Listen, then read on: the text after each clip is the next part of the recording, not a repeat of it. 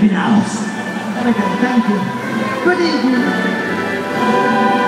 You can stop it now.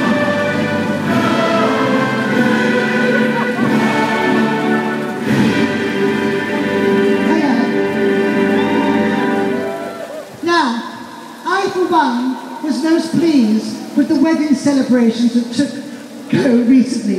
It brought a sense of happiness back into the world. Because of course, the last few months have been filled with some of the most frightening experience one's ever witnessed. Anne Widdecombe on that harness springs to mind. But at least she proved that pigs can fly. But there has been tragedy around every corner. You could say that Mother Nature has been a real motherfucker. In June of last year, 300,000 Pakistani homes were destroyed in floods, which surprised me because I visited Birmingham in August and it seemed okay back then.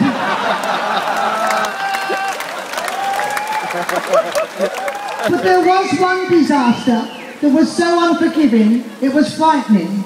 Jordan. Not the country, of course, but that big fatted-titted piece of streaky piss that continues to ruin my late night viewing on ITV2. She is now separated from her second husband, and I'm only hoping, if she does decide to tie the knot again, it's just round her fucking neck. The students of the UK continue to voice their anger with the government, which in turn, earlier this year, brought one of the most frightening experiences for Camilla since she's become part of this family, when her car was ambushed by angry demonstrators. I must say, one hasn't laughed so much in fucking years.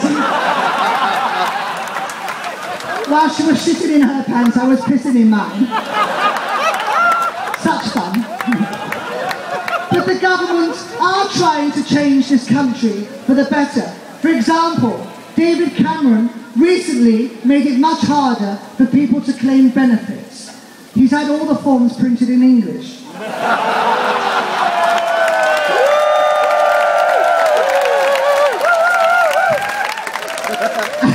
Just as wicked as me.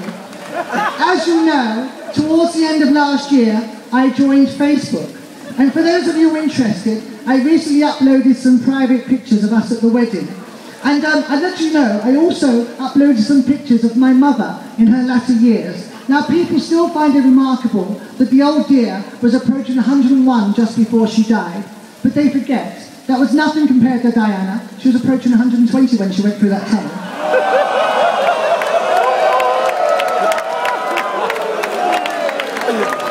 Still not long enough then, shall we? I'll do it next year. But of course we now have happy news. My grandson's marriage to Kate Middleton. And it is happy news. And there were plenty of celebrities if you did watch it on TV. Of course, there was Victoria Beckham proving to the world that you're only as famous as the cock you suck. Elton John was there as well, who after 2 months still seems to have trouble lifting that baby fat, but never mind. I asked William how he popped the question to Kate, and he replied that he turned to her one night, whilst wankered, and said one was wondering if one would give one. Now, whilst I was initially a little reluctant to allow counsel into the family, William is happy, and that's all that matters. Besides, we've already let the ginger gene in, so why fucking not? Just not at the wedding, that's all. And you can tell that Kate's council roots will remain with her. She told me that she wanted to dumb things down at the wedding. For example, she didn't want a horse-drawn carriage. But Philip insisted that Camilla was part of the celebration, so I gave in the end. But when it came to Kate's background, I had to draw a line at cheese and pineapple sticks.